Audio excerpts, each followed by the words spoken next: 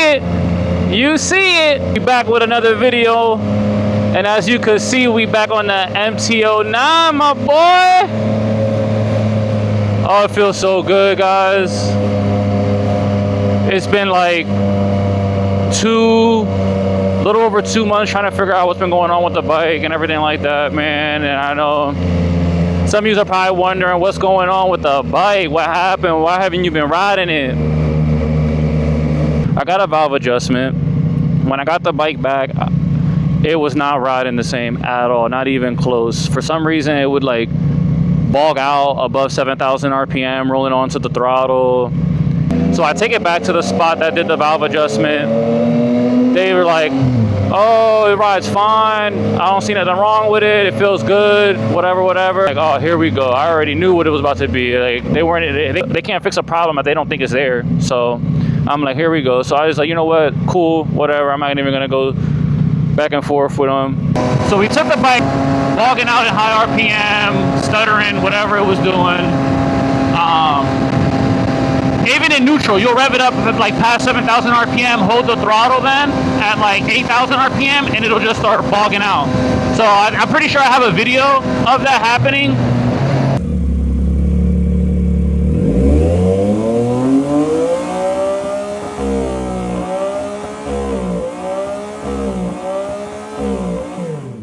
But yeah, you'll rev it in neutral, it'll do that. It'll do the same thing when you're like rolling into the throttle in any gear.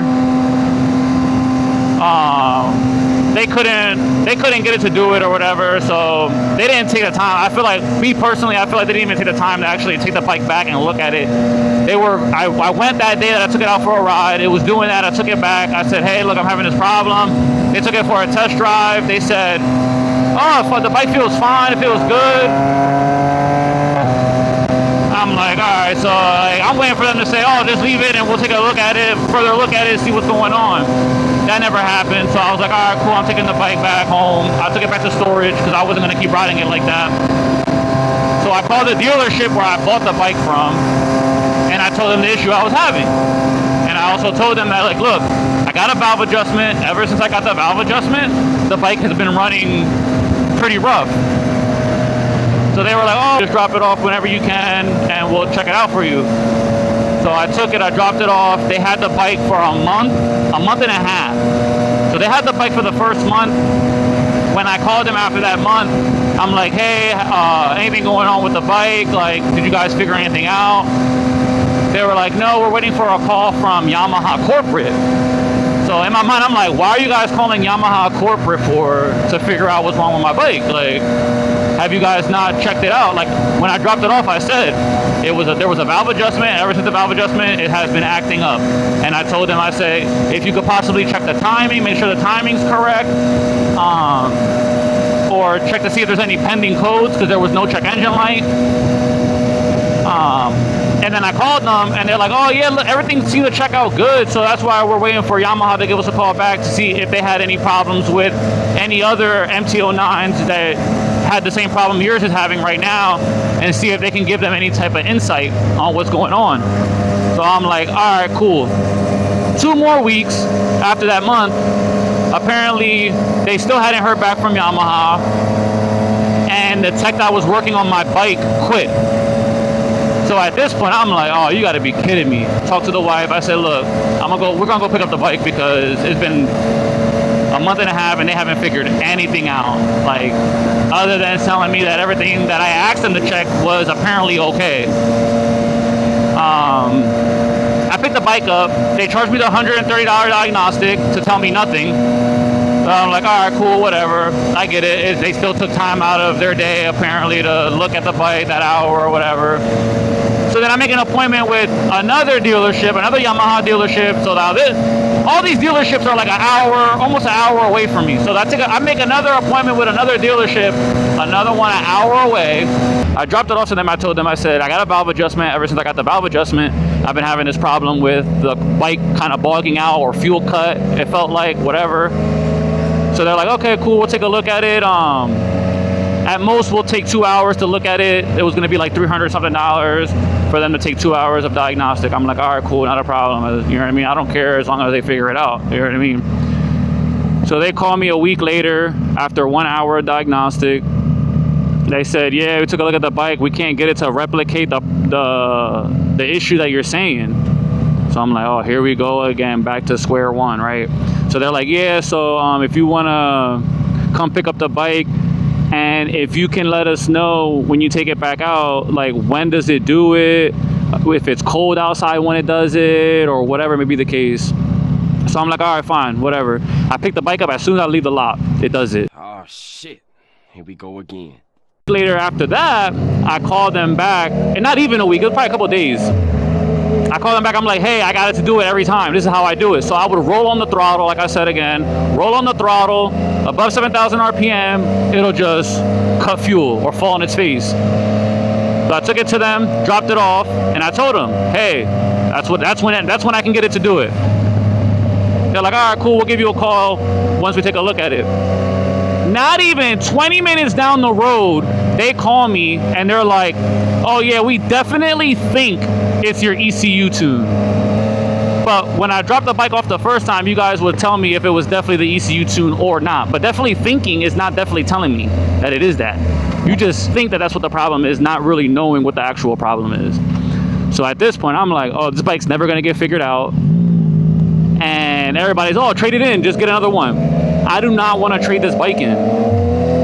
I like this bike. I enjoy this bike. This is the bike that I wanted to get. I did modifications to this bike, so I didn't want to just go trade it in for another bike that I wasn't going to be happy with. Like, I wasn't going to just settle for another bike. And plus, I wasn't going to trade it in, it having that issue, even though nobody feels like it has an issue, and trade it in and somebody else gets stuck with it. Like, that's just not right. I couldn't live with that. You know what I mean? I had that guilty conscience of like, wow, I traded in for another bike. I got that other bike, and now somebody else is going to get this bike. Like, oh man, they're about to get a brand new bike or whatever, brand new to them, and then have this issue. And it's like, that's not even cool. Like, I cannot do that. I wouldn't be able to live with myself. Like, so I'm just like, you know what? I'm keeping the bike. I'm gonna have to figure it out one way or another. So I said, you know what? I changed the fuel pump thinking that was all, everything was good, because they checked everything other than the fuel pump. They didn't check the fuel pump. So I'm like, I'm gonna throw a fuel pump in it and maybe that'll fix it. Put it on the bike. Doesn't fix the problem.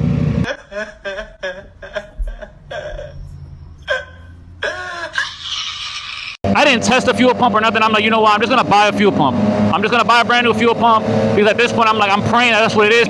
Go home, tell the wife, yeah, still having the same problem. That was like on a Wednesday that I put the fuel pump on. So I told her, I said, tomorrow I'm gonna go back to storage after work. I'm gonna pull the valve cover off, and I'm gonna check the timing to make sure the timing is all correct. I go there Thursday after work. I pull everything apart. I set the crank to where it needed to be set to, which was 125 degrees before top dead center, to check to see now if the cams are lined up. You tell me if it looks like these cams are lined up. I asked a bunch of people. I'm like, am I tripping? But I'm pretty sure these are not lined up. That's the problem this whole time. It has to be. The cams aren't in timing with the crank and everything like that, so the timing's off. Both cams were off, not just one. Both cams were off. So now I'm like, okay, now I know what I need to do to fix the problem. So I was talking to my supervisor and one of the maintenance guys, and they both said that the third shift maintenance guy used to work on motorcycles, worked at the dealership, and this, that, and the third. So I was like, all right, cool. I'll talk to him and see if maybe he can give me a hand on trying to retime it and like put the cams where they need to go. He was like, yeah, let me know whenever you want to do it or whatever. So I told him on Friday, I'm like, yo, look, if you can come over Saturday and we could figure it out and you can help me out, I greatly appreciate it. He was like, yeah, not a problem. So he came over early in the morning. Mind you, he works third shift, so he's getting out of work, going straight to my storage to help me with the bike. So I'm like super grateful for that. Like, he didn't have to do that. Like, I know how it feels to get out of work after a full shift and just want to go home and relax. So I'm like, look, if you can just help me get the cams lined up to where they're supposed to be, I can put everything back together myself. Like, that's not a problem. So we're working at it, get the cams all lined up. My tensioner is not like, I guess, I don't know how to explain it really, but I'll show you a picture of two different styles. So like my cousin has the one style with the screw in the backside of it, and mine does not have that screw in the back. So with mine not having that screw in the back, you can't set the tension. It almost does, it pretty much does it automatically. So we put everything together, had the cams right. When we went to go crank the motor over by hand to get the tensioner to pop out, I guess the one of the cams shifted, or the chain shifted and made the cam move before the tensioner popped out, so it was still off a little bit. The one cam was good, the other cam was off. So we took it apart again, did it for a second time. The second time, cam tensioner popped out, perfect timing, didn't have no issues. Everything was lined up, did exactly what the manual said, to crank the motor over a few times by hand, line the timing marks back up, see if everything's still lined up. Did that, everything was lined up.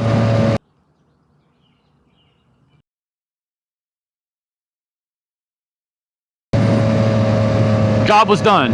I just had to put everything back together. I thanked him, man. He's like, oh no, you don't gotta pay me. I'm like, look, man, I've been trying to get at this for months and couldn't figure this thing out with the dealership, trying to get a diagnostic. And me and you literally had it fixed within a couple of days after me figuring out what the actual problem was. So like, super grateful. Yeah, he told me, put the bike back together when you start it up, make sure nothing's leaking, obviously, and also just make sure that you don't hear no weird noises coming from the motor. All right, boom, put it all together.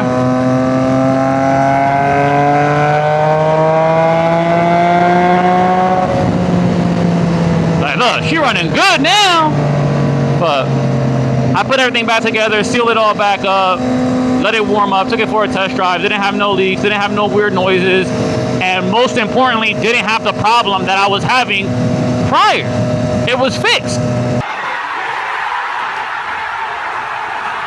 So I'm just like, man, like I'm feeling great. I'm feeling happy, accomplished, all types of different emotions. And I call my cousin, I'm like, yo, man, I got it all figured out. He's like, no way, for real? I'm like, yeah, figured it out, what it was, fixed it, everything within a couple of days.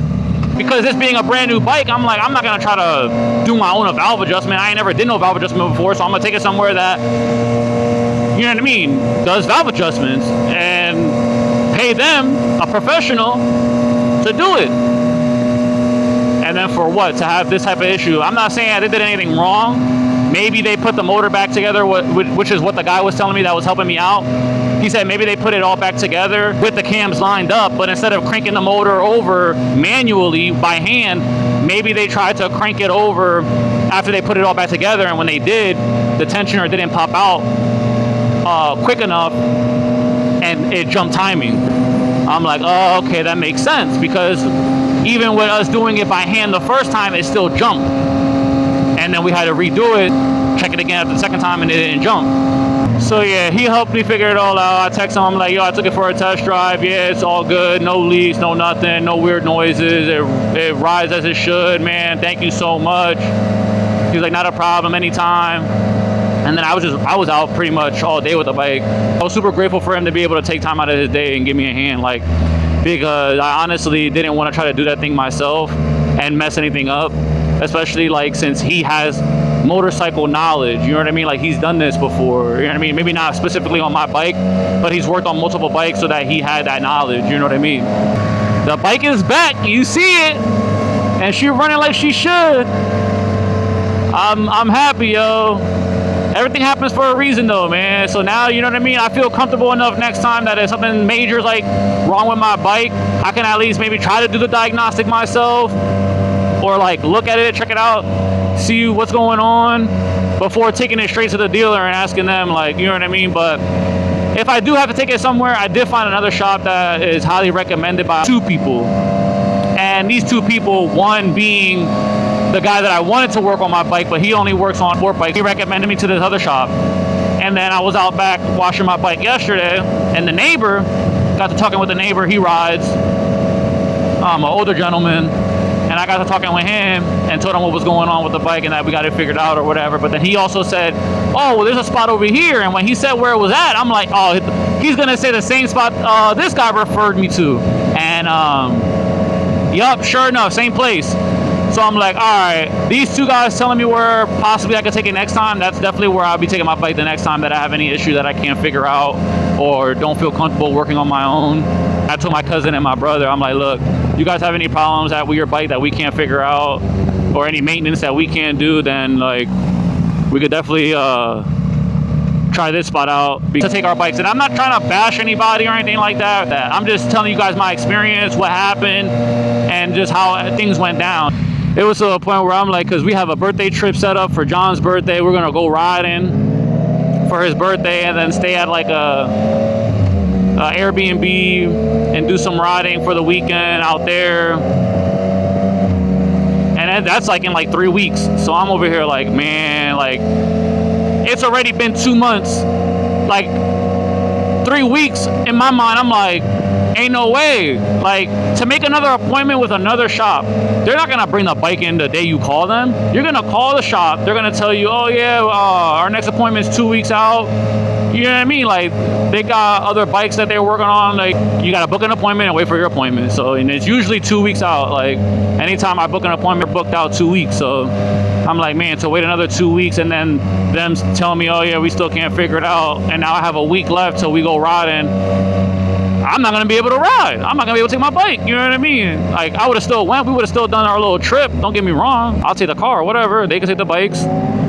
No issue. You know what I mean? I'm still gonna enjoy myself with them. But that was stressing me out. And then I'm over here like, man, we got a bike week in September. That's a long ways from now. But I'm just like, man, am I gonna have my bike even by then? Like at this point, I feel like I was never gonna get my bike back. I'm over here like, yo, I ain't never gonna get this bike back. I don't know what I'm gonna do. But everything worked out. Everything always does. It doesn't work out the way you think it's gonna work out. It works out in the way that God wants it to work out. So with that being said, it's always gonna work out at the end of the day, no matter what. You know what I mean? You just gotta stick it through. And I'm just so grateful for being able to, number one, have the knowledge to take the bike apart and at least check it.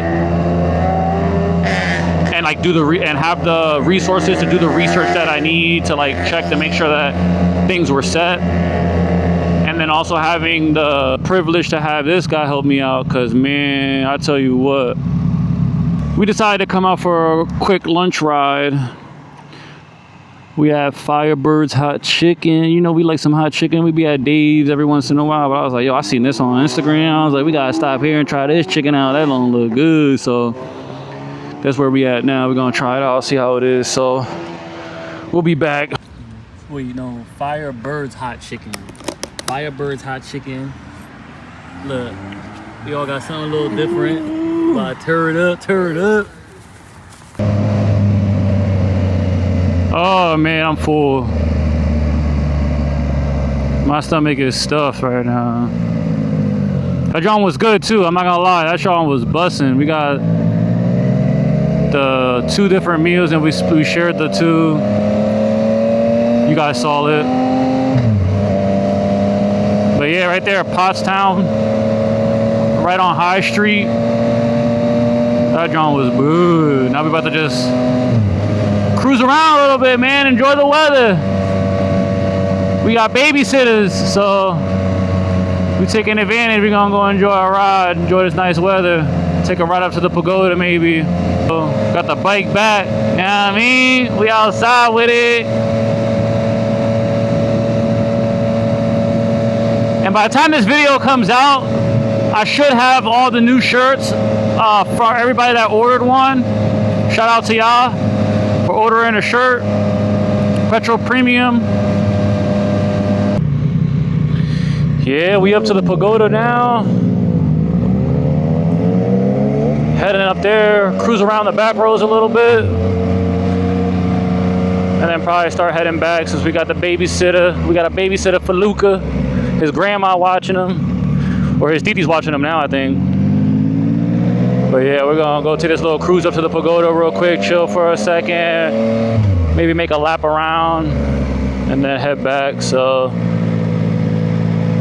hope you guys enjoyed today's video. The rest of this is probably just gonna be a raw sound of the exhaust, for real, for real. just enjoy the noises that it makes. So happy to have her back.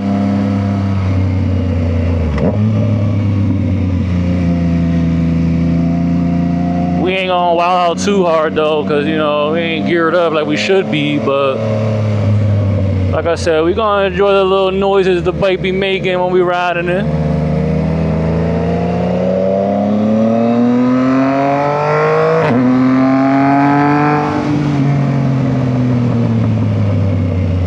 I couldn't wait for this.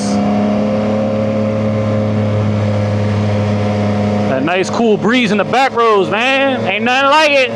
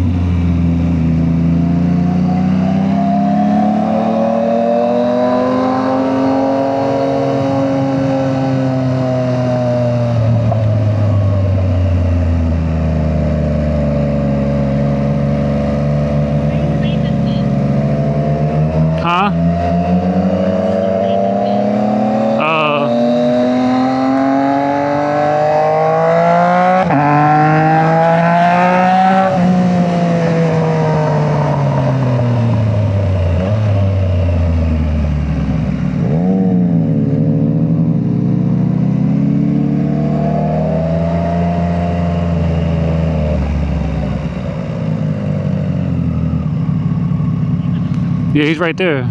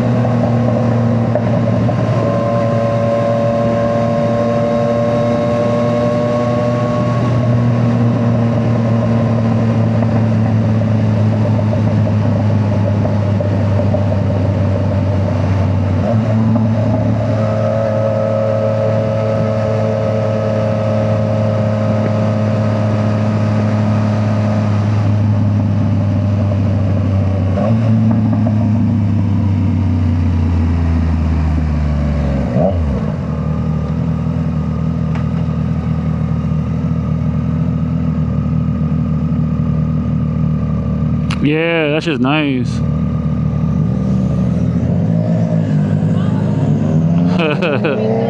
Look at that pool.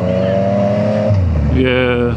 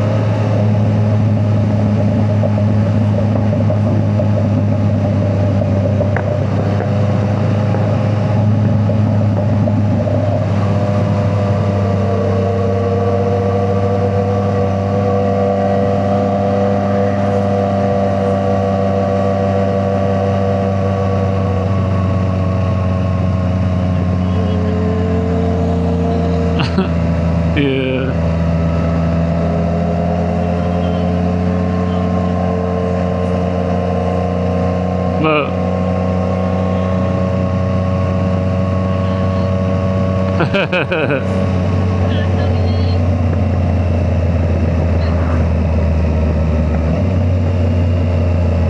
Yeah, this is definitely the end of the video here right now, man. I appreciate you guys staying tuned and watching. Hope you guys enjoyed the video. And until next time, man, don't forget to like, subscribe. I appreciate it. Leave a comment what type of content you guys would like to see next. All right, man, take care. Peace.